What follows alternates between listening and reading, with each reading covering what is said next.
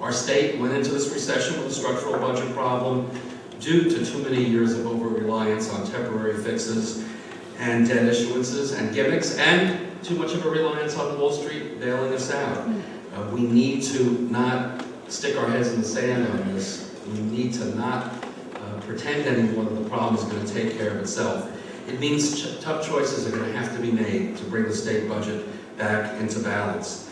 And again, it's a simple formula. We have to make the decisions, we have to make the tough choices to align our recurring spending with our recurring revenue. That's the challenge that's before us.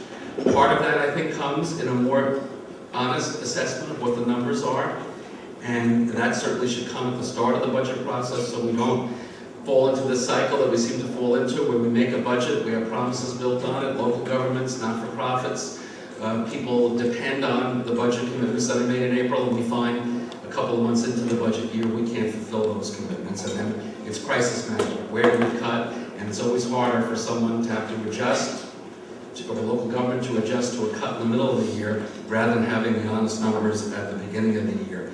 We can debate about our choices and the options before us, but we need to not debate any longer that we have to do things differently in how we manage our finances in New York State. And that's where certainly the controller's job comes in, my job on the state level, John's job on the city level. We have to be the ones to focus the city and state on the long-term picture. What is it that we need to do to restore our state to fiscal health? And that's what we need as an underpinning to the strength of our New York economy. I know it's a challenging picture. While there is some good news in terms of Wall Street and where we're at a year later, there are many challenges before us, and much of it has to do with how we handle our state budget. We also see great opportunities out there as well, and we have stayed very focused with our pension fund as one part of trying to be part of growth solutions for the future. We have not backed down. In fact, we've increased our commitments with our in-state private equity program to have more capital, more money available for businesses that want to start up or stay or move to New York State, and we see great opportunities in every part of our state in that regard.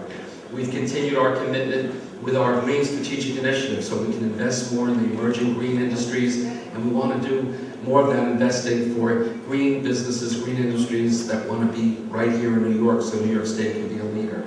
And we've continued our commitment with our Emerging Manager Program in private equity, and we're expanding it. Very soon we're going to announce how we're handling that program with our hedge fund allocation, and soon with real estate as well.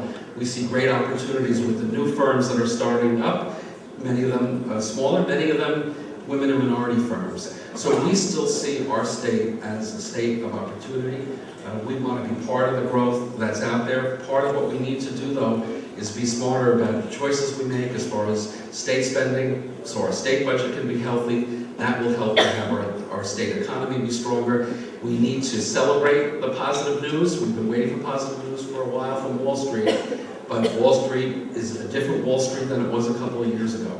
And it's not going to provide the kind of revenue to our city and our state as it did just a couple of years ago. Things have changed. We need to make adjustments. And as we've said many times, and you've heard me say it before, use this crisis that we've been presented with as an opportunity to make better choices, an opportunity to be creative, an opportunity for us to secure a stronger economic, fiscal, budgetary future for all New Yorkers.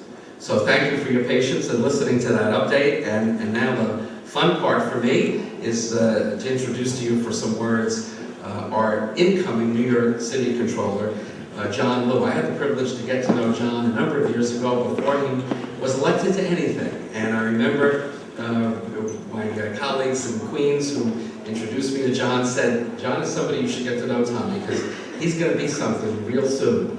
And it was shortly after that he was elected to the City Council, and John Liu certainly quickly established himself as a fighter for not only his community, but a fighter for key issues that benefit all New York City residents, whether the issues related to education or healthcare, transportation, where he's been a great leader, and always looking for accountability, making sure that the taxpayer interests were being protected.